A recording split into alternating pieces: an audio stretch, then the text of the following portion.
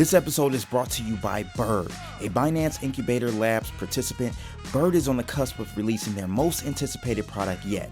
Showcased at the Binance Labs Demo Day, it's called the Customized Investor Launchpad Score. Bird harnesses the power of predictive analytics to push the Web3 user experience to new heights. Visit bird.money to learn more about machine learning and ethically mined user data via decentralized oracles and APIs. Link in the description below. This my two Satoshis, who need 2 cents when they can get double from stacking Toshis, yeah. This double up, 3 or 4 times, I ain't telling no lies, I just run it up. Yo, what's up? This is DR Little John, LJ, with a G perspective. I want to give a shout out to Crypto Blood, one of the first brothers I met in the cryptocurrency space. I want to get right to it. This is something I wrote in October 2021, and I think it's critical that many of his listeners and many new people coming into the space here, and it's called A Word to My Newbies. Despite all the media hype surrounding the cryptocurrency market and the potential to make life-changing, or in the crypto vernacular, wife and husband changing wealth, it is just as easy to get wrecked, i.e. lose your shirt, pants, and drawers. Tidy whities for some of y'all. But it is outright irresponsible for anyone who is sincere in promoting the space, the community, and its potential to forever change how we do everything globally if they do not at first introduce newbies to some key fundamentals. And anyone who does anything less is either doing an injustice to their listeners or is an outright scammer. This opening may be controversial to some, but the fact remains this space is extremely volatile, often caused by constant FUD, fear, uncertainty, and doubt. The power of the present day media. The crypto space is literally the digital Wild West, and this by far is not an overstatement, but in fact does little to convey the array and complexities of the pitfalls awaiting retail investors rushing in for the FOMO, fear of missing out. Hence, the opening statement above is sound and wholly appropriate. The reference to the digital Wild West has its positives and negatives. First, this is truly an open and free frontier accessible to anyone in the world.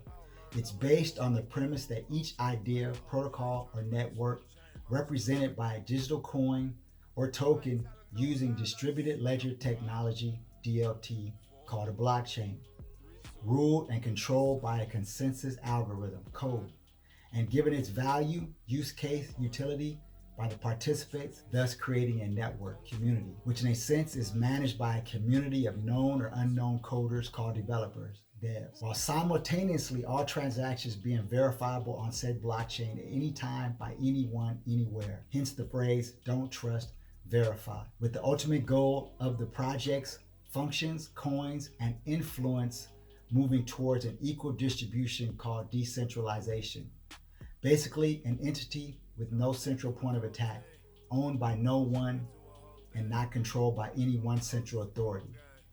But far too often, most projects are only decentralized in namesake only, i.e. on paper and marketing. Keep in mind, we're in the era of social media, which can be very powerful. Of course, this is a simplified explanation of the technology, its projects, and their interactions with the public. But if you're serious or just intrigued to go deeper, then you'll undoubtedly go down the rabbit hole, as many of us already have. This is undoubtedly one of the fastest growing technologies in human history, with the ability to pivot faster than any of us can keep up with. And the levels of understanding and opportunities to participate are almost endless. But so is the risk. With thousands of projects, probably tens of thousands, most will never reach their promised potential for a host of reasons, leaving many investors holding the bag of dead coins because we are still truly early and the technology is being developed and tested as it attempts to scale while maintaining network security. Each phase reveals new issues, bugs, hacks, exit scams, pump and dumps, bottlenecks, regulations, etc. to be worked out, while constantly uncovering projects with no real intent other than to scam as many people as possible from anywhere in the world, with almost no possibility of any recourse. Money gone. As you may have noticed, this space is filled with words and phrases unique to it, and understanding these terms are vital because they compose concepts you would be wise to understand and heed. For example, DYOR, do your own research, because I am not a financial advisor, nor is this financial advice. purely for informational purposes. This space is about financial freedom that comes by learning and due diligence, which is encouraged as part of the overall culture. BTC is a peer-to-peer public and private key cryptographic proof of work consensus algorithm, POW. It's the foundation, and directing newbies into the space by any other way than through Bitcoin is an outright disservice. Decentralization is one of the strongest factors among others in the space. The most decentralized protocol by far is Bitcoin. It has no central authority, no corporate officers, nor offices or any bank accounts to raid or seize. Its known founder, Satoshi Nakamoto, probably a pseudonym, walked away on April 26, 2011, giving the protocol and network to the world, and leaving behind a fortune valued at more than 60 billion. The caveat is we can watch the inactivity of these values in the oldest wallets on the Bitcoin blockchain, and it hasn't moved, not once since then. Satoshi is now assumed to have passed away, but no one knows. This godlike creation story is referred to as the Bitcoin Immaculate Conception, basically meaning there is no person to subvert by force, nor any physical head to chop off. Hear that, no physical head to chop off, no central point of attack, nor the project can come close to replicating this key strength, true decentralization. In most cases, this would not hold any value and would actually be a hindrance. But when storing the bulk of your wealth digitally, it's critical, as we are going digital whether you or I like it or not. BTC is the securest store of value ever created. It has never been hacked. While most of your major financial institutions, corporations, and even governments have been several times, it's digital gold. It's open and public, borderless, neutral, censorship resistant, and unconfiscatable. Thus, it is the safest entry into this asset class, while you take the time to study the tech, starting with Bitcoin's unique properties. Only 21 million will ever be created, all verifiable, and it deflates every 4 years, called a halving, with a supply created as a reward is cut in half. The network, how to buy and how to take possession, self-custody, the safest way to hold in a hot wallet, which are live and connected to the internet, paper wallets or cold wallets, known as hardware wallets, which are offline. Maybe then step into the crypto space as a whole. Dollar cost averaging, DCA, has proven to be the best strategy, which entails buying at set amounts on regular intervals regardless of the price, once a week, month, quarterly, etc. But over time, this lowers your average cost, eliminates the frustration of trying to catch bottoms, and prevents buying it all during a local top, leaving no extra capital to buy on the dips, which in crypto can happen suddenly. It's nothing in the space to have a 30+% retracement in a day, only to see rise back soon thereafter. But mind you, this would be for an asset you plan to hold for the long term with great fundamentals. BTC is an open source protocol, meaning its code and how it works is completely open for inspection, verifying that it does what it claims. Because of this, its code can be replicated, and even making changes in how it functions, creating different non-decentralized projects called forks.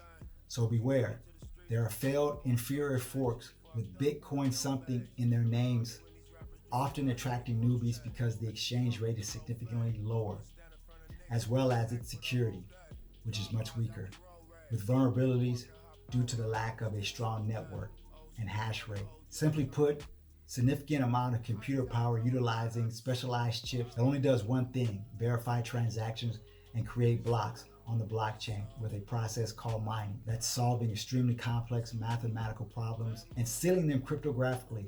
But that's beyond the scope of this paper. While normal computers all over the world hold continuously updated copies of the complete chain of created blocks as references called nodes, starting with the first block referenced to as the Genesis block. Theoretically, it would require greater than 51% of those nodes to have each block in its ledger going back to the Genesis block simultaneously changed and maintained every 10 minutes with falsely calculated entries to fool the network. But the cost of the computing power to do this is astronomically high, thus making it far more profitable to use the computing power for the good of the network to earn mining rewards and transaction fees. These miners and nodes make up the network and maintain the integrity of the ledger. Beware, the real Bitcoin ticker sign is BTC with no other variants, and it is fungible, meaning it can be divided into smaller parts up to 8 places to the right of the decimal called satoshis or sats,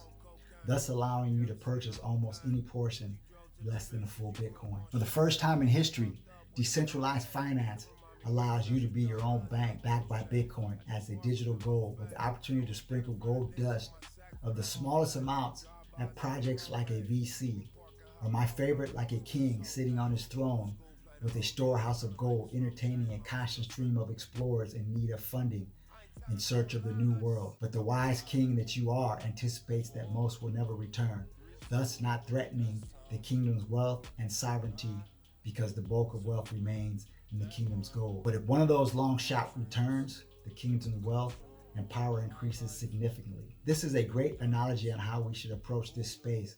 But first stack your digital gold, Bitcoin, then DYOR, then sprinkle on projects you see potential in. I want to emphasize on that. The concept is to hold the bulk of your digital wealth in something that is the most securest. And while you're learning the space, you can take portions of that digital gold and sprinkle it on those projects with the threat that if those projects fail, the bulk of your wealth is still stored in the strongest asset. In no way is this meant to be a comprehensive breakdown.